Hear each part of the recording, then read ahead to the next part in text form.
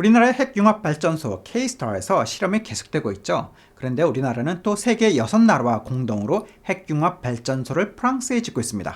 아니, 그럼 우리 발전소가 2개가 되는 건가요?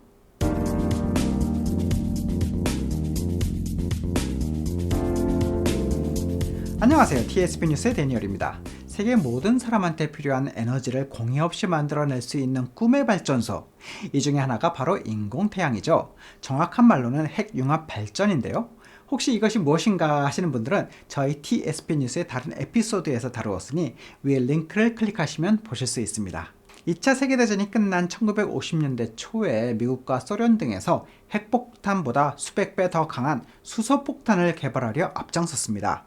그러다가 아직까지는 지구가 깨끗하고 쓸만한데 굳이 터트려 버릴 필요가 있냐 하면서 대신 발전소를 만들어 보자 했었죠. 핵융합 때문에 태양이 빛나듯이 핵융합을 실험실에서 만들면 태양 같은 에너지를 무지하게 쓸 수 있을 거다. 그래서 세상이 바뀔 것이다 하고 여러 선진국에서 달려들기 시작한 것입니다. 미국과 소련 그리고 유럽 등에서 과학자들이 제각각 작은 실험실에서 인공태양을 만들려고 했던 것인데 참나, 태양을 인공적으로 만들어 에너지를 뽑아낸다는 것이 결코 쉬운 일은 아니죠. 계속되는 실패와 밑빠진 독에 물부터 타는 비용에 비관적인 여론이 일게 되었고 결국 여러 선진국이 모여서 그럼 각자 돈과 기술을 모아서 설치와 연구를 같이 하는 것이 어떻겠냐라고 의견을 모으게 되었던 것입니다. 그래서 1980년대 중반부터 미국, 러시아, 유럽, 일본이 머리를 맞대고 토의를 하는데 그럼 어디다 지을 거냐? 어떤 디자인으로 할 거냐 하면서 논쟁을 하다가 결국 우여곡절 끝에 프랑스 남부에 짓기로 했습니다. 이 과정에 중국과 한국 그리고 인도가 그 협정에 합류하여서 이터라는 협정이 20년이 지난 2006년 11월에 체결되게 되었습니다.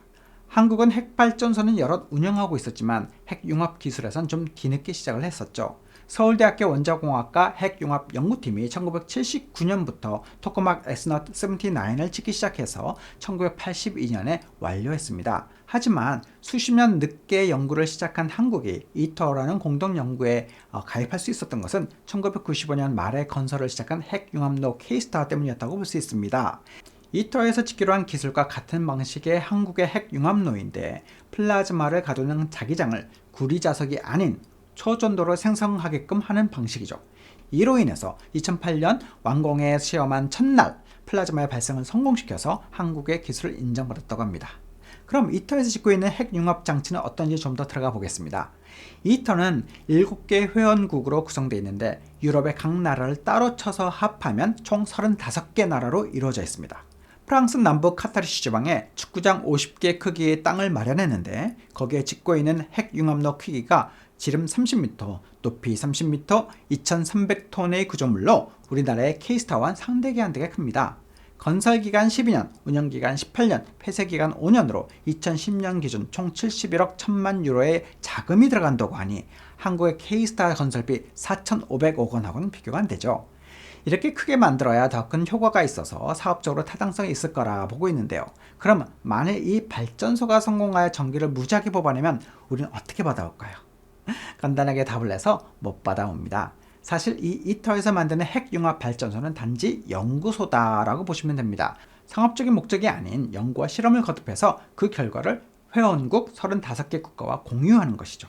이게 만일 성공을 한다면 세상이 바뀔 수 있습니다. 땅속에 묻혀있는 자원에 의한 에너지 생성 국가가 아닌 기술만 있으면 국민 모두의 필요를 충족시켜주는 청정 에너지가 끊임없이 쏟아져 나올 수도 있으니까요. 그렇기 때문에 이터에서 이루어지는 연구가 중요한 것입니다. 세계 35개국의 과학자들이 머리를 맞대고 연구해서 집어넣은 원료와 에너지의 최소한 10배, 많게는 50배까지의 끊임없는 전기를 뽑아낼 수 있는 기술을 성공시켜야 하는 것이니까요.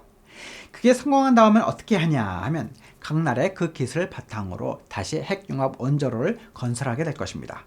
바닷물에서 뽑아낼 수 있는 수소를 원료로 쓰며 사고 위험도 없고 공해도 거의 생성 안 하면서도 온 국민이 쓰고도 남을 전기를 끊임없이 뽑아내는 핵융합 원자로를 우리 땅에 건설하게 된다는 것이죠. 와, 엄청난 일이죠? 저도 무지하게 기대가 됩니다. 하지만 여기에는 커다란 문제가 있습니다. 이 실험이 성공해야지만 가능한 것입니다.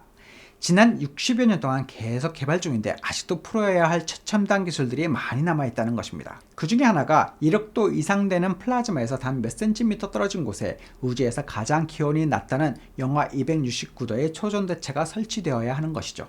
이터에서는 2025년부터 시험 운행에 들어가서 2050년에 전기를 안정적으로 생산할 수 있는 상용화 가능성을 목표로 하고 있다고 합니다.